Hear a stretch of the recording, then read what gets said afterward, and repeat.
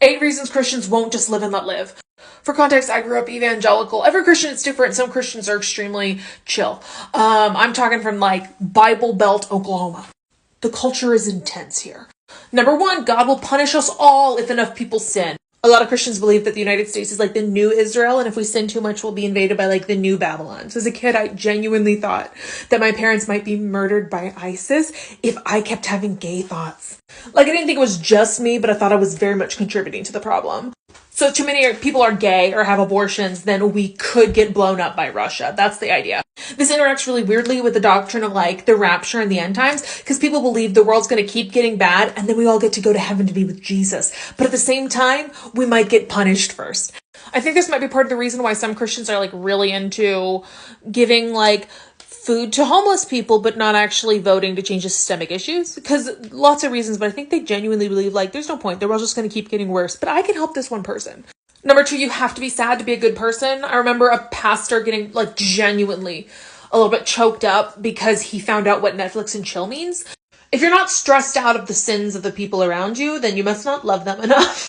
People say be joyful in God all the time and don't be anxious about everything. But then it's also like you should be really stressed out because your neighbors are gay. You should be grieved for their sinful hearts. That shows you care. It's messed up. Next up is this idea that you're kind of ruining it for the rest of us. When gay marriage became legal, this was very much a concept of like, well, now marriage is less special. I think it comes from this idea that Christians have that if you see someone else sinning, you're much more likely to sin, which makes sense to a point. If you grow up in a family where everyone's an alcoholic, you're going to think it's kind of normal to be an alcoholic. That doesn't mean you'll become an alcoholic though, which leads me to the next one, number 4, which is like, if your kids see people being gay, they're going to be like, ooh, now I'm homosexual. There's an object lesson that a lot of youth pastors will do where they'll like have someone stand on a chair and then they try to pull someone else up while that other person tries to pull them down. And they essentially say, see, it's much easier for someone to make you sin than it is for you to make someone good. And the basic idea is that like sin wins, evil is winning, which is kind of antithetical to the Bible. I thought Jesus wins. I guess I thought growing up that like Jesus wins in the end, but the devil wins most of the time until then. But I can see where this fear is coming from, because if you believe that there's an extremely narrow way to live your life good, or else you're like evil and a failure, then you're teaching your kids that their opportunities and their life is in an extremely narrow box. And the moment your kid steps outside of that box at all, you're like, oh, I've lost, and they're gone to Satan. And you're ignoring the fact that you put them in such a small box, it's unrealistic to expect them to even be able to breathe in it. One of my Sunday school leaders said that he would disown his kids if any of them ever got a tattoo, and he meant it. It was like you're out of the will if you ever get a tattoo, because how dare you? This was one of the leaders in our church. He wasn't a pastor, but he was pretty close. So I think that maybe it's like confirmation bias. If you put these impossible restrictions on your kids to never do anything you don't like, or they'll face like big problems from you, then it's really easy to believe that Satan's making them evil. It's a lot easier to stand on a stage than a balance beam. And I think a lot of Christians limit how to be holy so narrowly that they're essentially asking their kids to stand on a balance beam. And the moment their kid wobbles or falls off, they're like, oh my gosh, Satan has ruined my child. He's corrupted my offspring.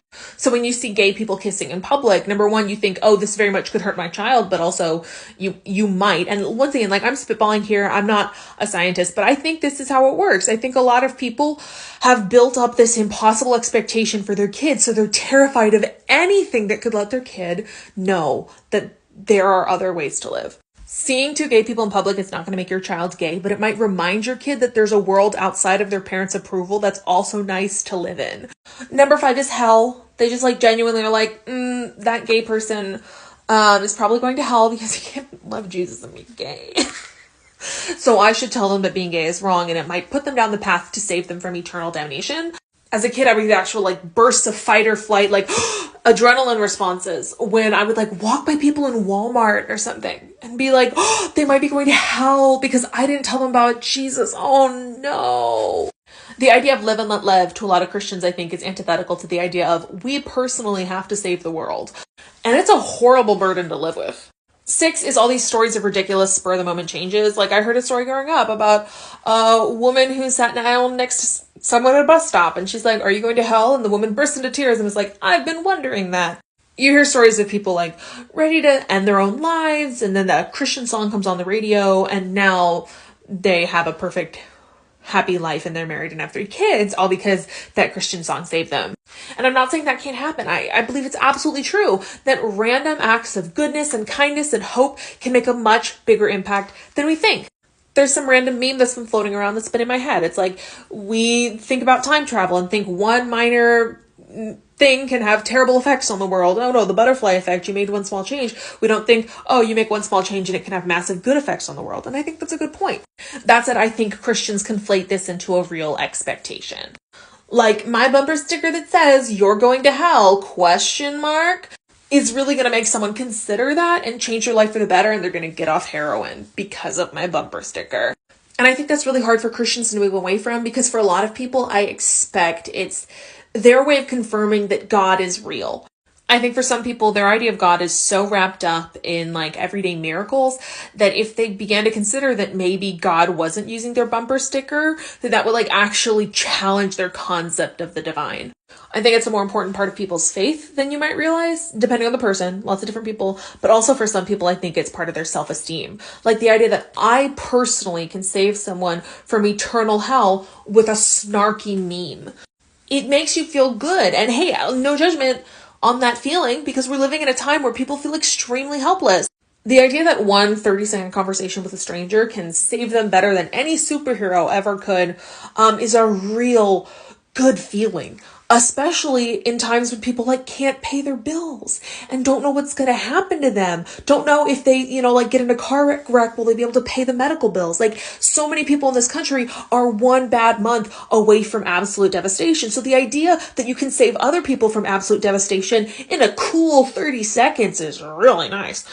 Interfering in other people's business, I think, is genuinely a part of a lot of Christians' self-esteem. Like, they don't necessarily know who they are without it, because it's maybe what helps them get through the rough times is that they think they're just so powerful. 7, there's a Bible verse that's like, I don't remember. It's like, if an army's going to attack some people, or if a tower's going to fall down or something, and you don't tell them, and then they all die, then the blood is on your head. And if you tell them and they ignore you, then that's their own fault, which is a good principle. If you know someone's house is going to explode, you should let them know.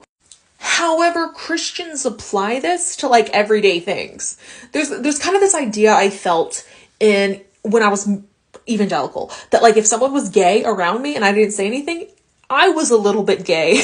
Someone's a murderer, you don't tell them, "Hey, don't murder." Oh, now you're a murderer too. Like, I've already told you ways like it's ruining the country, you're supposed to be super sad, ways that it is treated as a huge deal if someone does something that you don't like, that your church teaches against around you. Now imagine, now it's your fault.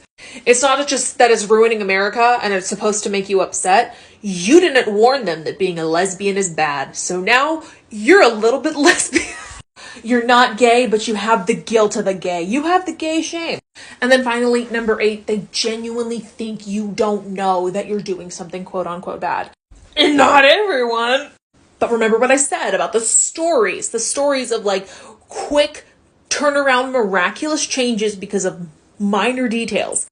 There is a level of naivete that some Christians, not all of them, but some Christians have, of just, this person might never have considered that being gay is an abomination before. Gosh darn it, they'd probably want to know.